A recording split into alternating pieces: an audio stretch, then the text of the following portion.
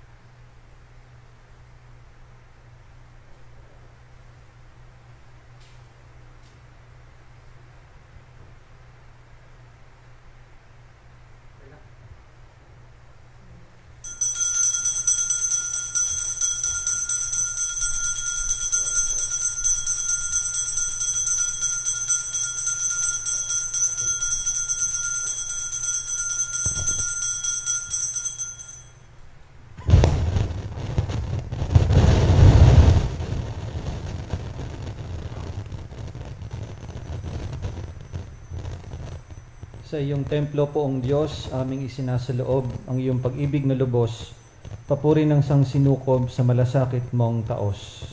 Sa ngalan ng Ama, ng Anak at ng Espiritu Santo, sumainyo ang Panginoon. Mga kapatid, aminin natin ang ating mga kasalanan upang tayong lahat ay maging marapat gumanap sa banal na pagdiriwang. Inaamin ko sa makapangyarihang Diyos at sa inyo mga kapatid, na lubha akong nagkasala sa isip, sa salita at sa gawa at sa aking pagkukulang. Kaya isinasamo ko sa mahal na Birheng Maria, sa lahat ng mga anghel at mga banal, at sa inyo mga kapatid, na ako'y panalangin sa Panginoong ating Diyos. Kawaan tayo ng makapangyarihang Diyos, patawarin tayo sa ating mga kasalanan, at patnubayan tayo sa buhay na walang hanggan. Panginoon, kaawaan mo kami. Kristo, kaawaan mo kami. Panginoon, kaawaan mo kami.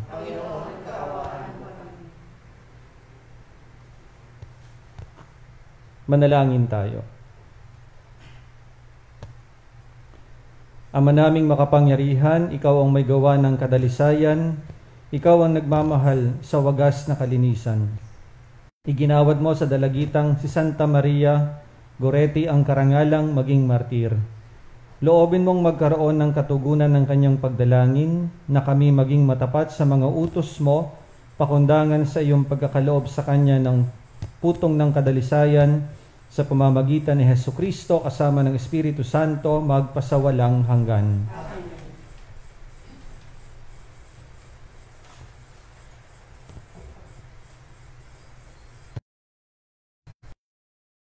babae. Pagkatapos itinawid ang lahat niyang aririan at mag-isang nagbalik sa kabila. Doon nakipagbuno sa kanya ang isang lalaki hanggang magubukang liwayway.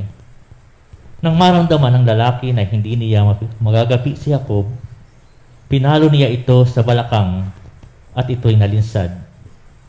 Sinabi ng lalaki, "Bitiwan mo na ako at magubukang liwayway na."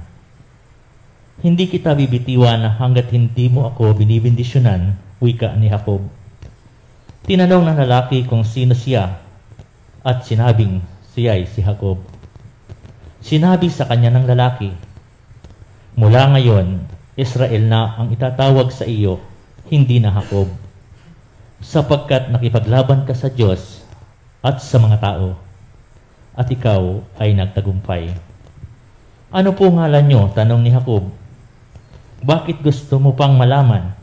sagot naman ng lalaki. At binasbasan niya si Jacob.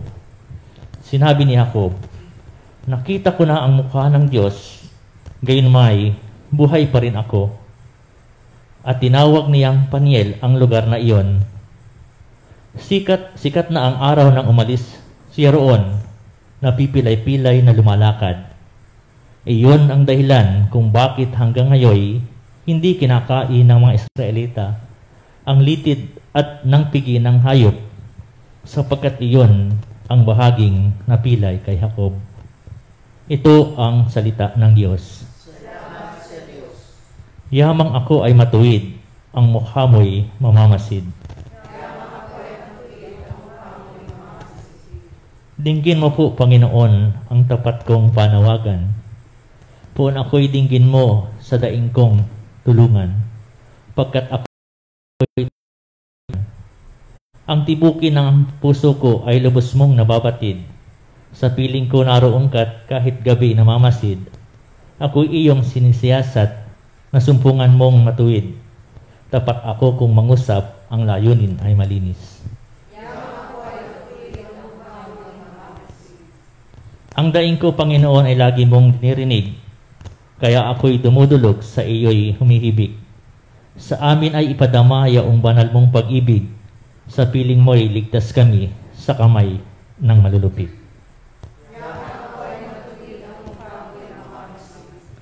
Kung paanong sa mata mo'y lubos ang iyong pag-iingat, gayon ako iningatan mo sa lilim ng iyong pakpak. Yamang ako ay matuwid, ang mukha mo'y namamalas, kapag ako ay nagising, sa piling mo'y nagagalak. Magsitayo po ang lahat. Hallelujah, hallelujah. Ako'y pastol na butihin, kilala ko ang tupang akin, ako'y kilala rin niya. Hallelujah, hallelujah.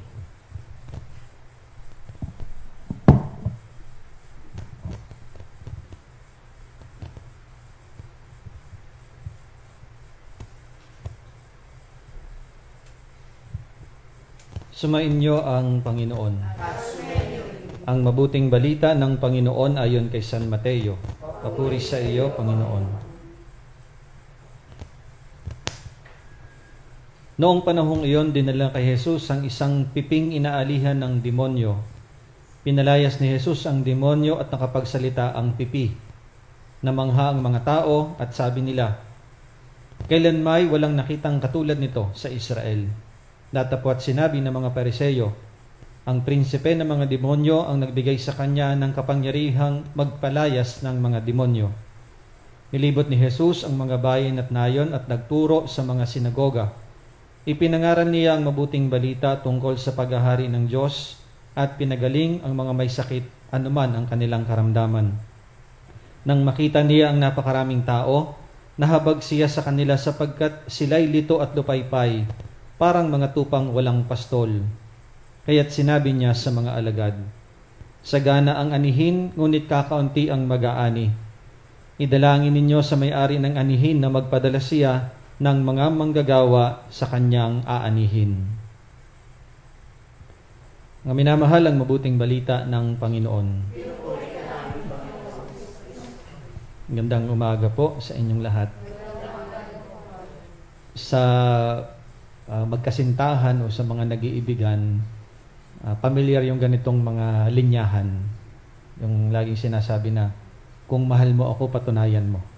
Baga, yun ay normal na mga tawag dito, dialogue ng mga magkakatipan o nagmamahalan. Well, sa isang bahagi naman, may katotohanan yung ganon isang demand. Sapagkat ang natura ng pag-ibig, hindi lamang ito basta nararamdaman. Sapagkat ang pag-ibig, kinakailangan din ng pagkilos. For love to be perfect, it has to be coupled with action. Diba? Yun naman talaga ang ginagawa. At yun ang ginawa ng ating Panginoong Hesus. Out of His love for His people, for us, ay ibinuhos talaga niya ang kanyang sarili. At yun yung action na pagpapagiging konkreto ng kanyang pagmamahal sa atin. Ngayon, bakit ko po nabanggit itong katotohanan ito? Sapagkat ito yung isang kaisipan na ipinapahayag sa atin ng Ebanghelyo, mula sa Ebanghelyo ni San Mateo. Si Jesus, ang sabi ni San Mateo sa salaysay niyang ito, sa bahagi ng salaysay na ito, si Jesus ay nahabag sa mga tao. Sapagkat, sabi dito, sila'y lito, lupaypay, parang mga tupang walang pastol. Jesus felt that deep compassion for these people, pero hindi doon na natili yung pakiramdam ni Jesus. Oo nga't nahabag siya, pero He did something out of His compassion for these people na nakita niyang mga hirap at nahihirapan ng kalooban. At kita naman natin ito. Marami siyang ginawa. At dito nga, ang sabi niya sa mga alagad, idalangin ninyo sa may-ari ng anihin na magpadala siya ng mga manggagawa sa kanyang aanihin. At bukod pa dito, alam naman natin ang kwento. Ini-address ito ni Jesus, itong kanyang habag sa mga tao sa pamamagitan, una, ng kanyang pagtuturo. He taught in the synagogue. Kalawa, pinagaling niya ang mga may sakit sa pamamagitan ng pagpapatong ng mga kamay. By the power of Jesus' touch, He was able to heal all the sick. And then, there was a miracle of yung pagpapakain ng marami, ng ilang ba, thousands of people ang pinakain nila. And then, bukod pa dito, syempre, yung mga pagpapalayas niya ng masasamang espiritu. All these actions are product of His compassion for the people. Kaya, yun yung simpleng paalala sa atin, yun yung pinakita sa atin ni Jesus na ang compassion dapat laging may kasamang action. In the same principle that love demands always action. Ano po? Kaya ito yung hamon sa atin eh. Naalala ko tuloy nung minsan ako naglalakad sa isang kalye sa Maynila. Ang daming mga nakahiga sa kalye, mga pulubi, mga maihirap. Tapos may mga kasabay kaming mga tao, syempre mga taga Manileño. Kita mo sa kanila yung narinig ko mismo sa kanila na nakakaawa naman ng mga taong ito, walang matirahan, walang matulugan. Pero, ang nakakatawa doon, at nakakatawa at the same time, nakakalungkot, oo nga, sinabi nilang nakakaawa, pero nung gumaganyan na yung mga tao na nahihirapan, ay halos lumayo itong mga taong ito. So, there is compassion, but where's the action? How can you truly express your compassion towards these people kung hindi mo lalagyan ng pagkilos? Kaya inyong hamon sa atin ng Ebanghelyo. Well, maganda naman. Nakakaramdam tayo ng awa sa ating kapwa. Nakakaramdam tayo ng pagmamahal sa ating kapwa. Pero wag lang sana hanggang dun sa pakiramdam lang. Sana'y samahan natin ng pagkilos. Katulad ng ating pagiging Kristiyano. Yung pagiging Kristiyano, hindi lamang basta sa titulong ako ay Kristiyano. Because being a Christian always demands action on our part. Yung pagiging Kristiyano, nagde-demand ng pagtulong sa kapwa. Yung pagiging Kristiyano, humihingi ng pagmamahal sa kapwa. Kaya mga kapatid, muli, ito yung hamon sa atin. Kung ang pag-ibig ay humihingi ng pagkilos, ganon din ang awat habag.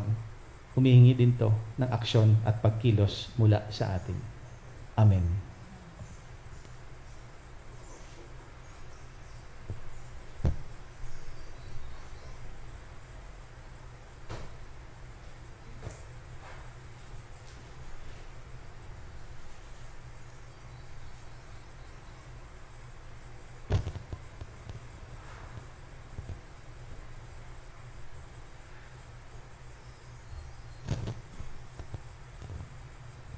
Kapuri-puri ka, Diyos, samang lumikha sa sanlibutan. Sa iyong kagandahang loob, narito ang aming mayaalay mula sa lupa at bunga ng aming paggawa ang tinapay na ito para maging pagkaing nagbibigay buhay. Ngayon at kailanman.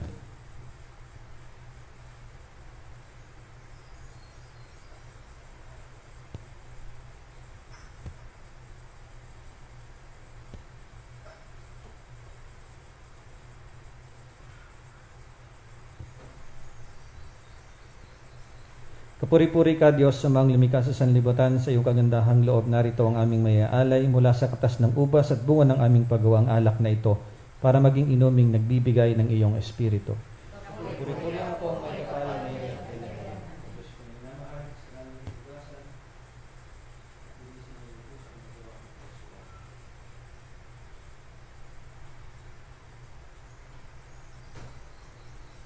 Manalangin tayo mga kapatid upang ang paghahain natin ay kalugdan ng Diyos amang makapangyarihan.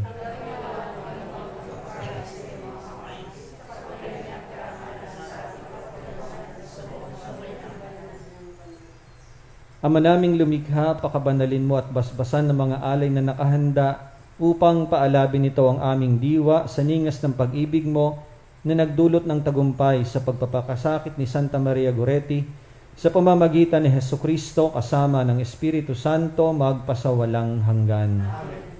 Sumainyo ang Panginoon. Itaas sa Diyos ang inyong puso at diwa. Pasalamatan natin ang Panginoong ating Diyos.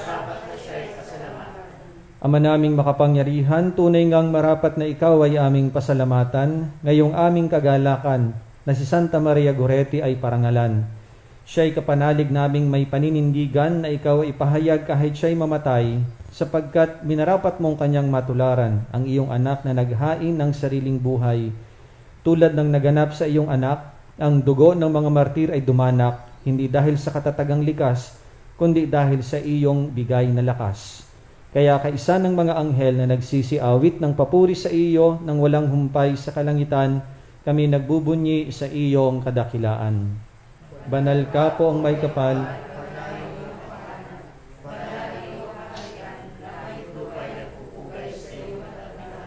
Dinadakilan ng lahat ang naparito mong anak na siyang nagmulat sa bulag, sa pilay ay nagpalakad at nakiramay sa lahat.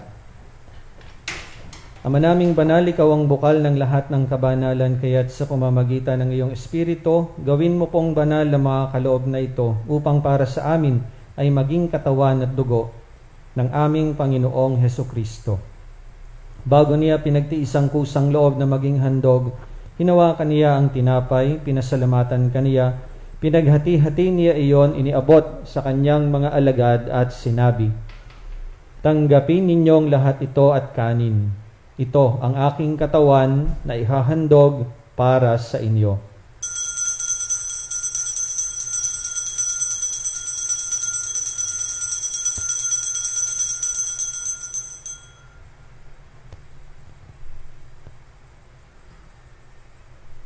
Gayon din naman noong matapos ang hapunan, hinawakan niya ang kalis, muli kaniyang pinasalamatan, iniabot niya ang kalis sa kaniyang mga alagad at sinabi, "Tanggapin ninyong lahat ito at inumin. Ito ang kalis ng aking dugo ng bago at walang hanggang tipan. Ang aking dugo na ibubuhos para sa inyo at para sa lahat sa ikapagpapatawad ng mga kasalanan.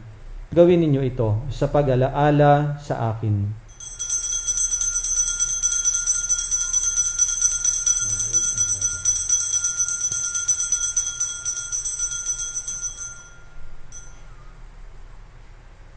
Ipagbunyi natin ang misteryo ng pananampalataya. Si Kristo'y namatay, si Kristo'y nabuhay, si Kristo'y babalik sa wakas ng panahon. Ama, ginagawa namin ngayon ang pag-alaala sa pagkamatay at muling pagkabuhay ng iyong anak, kaya't iniaalay namin sa iyo ang tinapay na nagbibigay buhay at ang kalis na nagkakaloob ng kaligtasan. Kami nagpapasalamat dahil kami iyong minarapat na tumayo sa harap mo para maglingkod sa iyo. Isinasamo namin kaming magsasalo-salo sa katawan at dugo ni Kristo ay mabuklod sa pagkakaisa sa pamamagitan ng Espiritu Santo. Ama, lingapin mo ang iyong simbahang laganap sa buong daigdig. Puspusin mo kami sa pag-ibig, kaisa ni Francisco na aming Santo Papa, ni Marcelino Antonio na aming Obispo at ng lahat ng kaparian. Alalahanin mo rin ang mga kapatid naming nahimlay nang may pag-asang sila'y muling mabubuhay, gayon din ang lahat ng mga pumanaw. Kaawaan mo sila at patuloyin sa iyong kaliwanagan. Kaawaan mo at pagindapatin kaming lahat na makasalo sa iyong buhay na walang wakas. Kaisa ng mahal na Birheng Maria na ina ng Diyos, ni San Jose ang kanyang kabiyak ng puso, kaisa ng mga apostol, ng lahat ng mga banal, na namuhay dito sa daigdig ng kalugod-lugod sa iyo, maipagdiwang nawa namin ang pagpupuri sa ikararangal mo sa pamamagitan ng iyong anak na aming Panginoong Heso Kristo. Sa pamamagitan ni Kristo, kasama niya at sa Kanya, ang lahat ng parangal at papuri ay sa iyo, Diyos amang makapangyarihan, kasama ng Espiritu Santo, magpasawalang hanggan. Sa tagubilin ng mga nakagagaling na utos at turo ni Jesus na Panginoon natin at Diyos, ipahayag po natin ng lakas loob. Ama namin, sumasalangit ka, sambahin ang ngalan mo, mapasa amin ang kaharian mo, sundin ang loob mo dito sa lupa para ng sa langit. Ang aming kakanin sa araw-araw at patawarin mo kami sa aming mga sala para ng pagpapatawad namin sa nagkakasala sa amin at huwag mo kaming ipahintulot sa tukso at iadya mo kami sa lahat ng masama. Inihiling namin kami iadya sa lahat ng masama, pagkalooban ng kapayapaan araw-araw, iligtas sa kasalanan at ilayo sa lahat ng kapahamakan, samantalang aming pinananabikan ng dakilang araw ng pagpapahayag ng tagapagligtas naming si Heso Kristo. Sapagkat sa iyo ang kaharian, ang kapangyarihan at ang kapurihan, magpakailanman. Amen. Panginoong Heso Kristo, sinabi mo sa iyong mga apostol, kapayapaan ang iniiwan ko sa inyo. Ang aking kapayapaan ang ibinibigay ko sa inyo. Tunghayan mo ang aming pananampalataya at huwag ang aming mga pagkakasala. Pagkalooban mo kami ng kapayapaan at pagkakaisa ayon sa iyong kalooban, kasama ng Espiritu Santo magpasawalang hanggan. Ang kapayapaan ng Panginoon ay laging sumainyo. Magbigayan kayo ng kapayapaan sa isa't isa. Peace be with you. Kordero ng Diyos na nag-aalis ng mga kasalanan sa sanlibutan, maawa ka sa amin. Kordero ng Diyos na nag-aalis ng mga kasalanan sa sanlibutan, maawa ka sa amin. Kordero ng Diyos na nag-aalis ng mga kasalanan sa sanlibutan, ipagkaloob mo sa amin ang kapayapaan.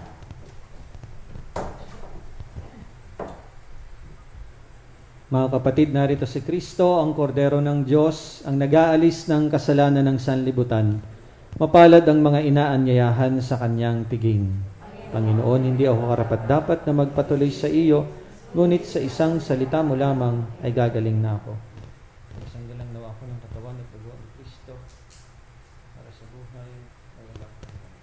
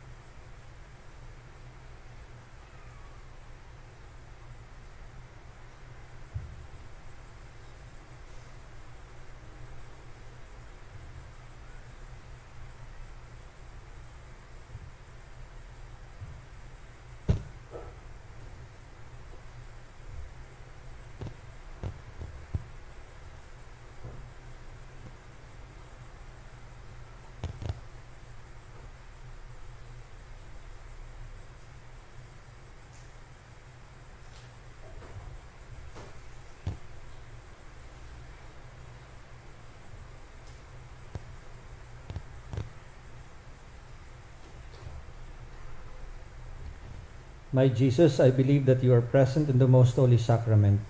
I love you above all things, and I desire to receive you into my soul. Since I cannot at this moment receive you sacramentally, come at least spiritually into my heart.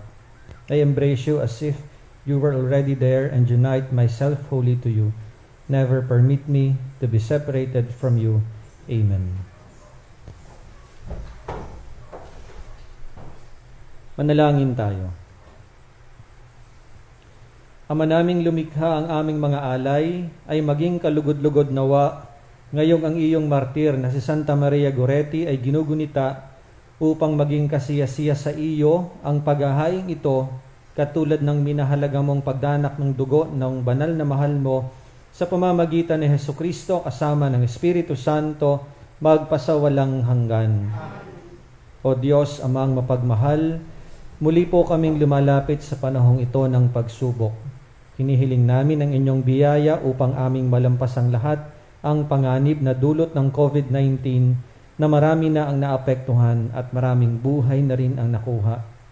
Ipinapanalangin namin na ang lahat ng may karamdaman na dulot ng virus na ito ay agaran na sanang gumaling at muling makabalik sa pagpupuri sa inyo.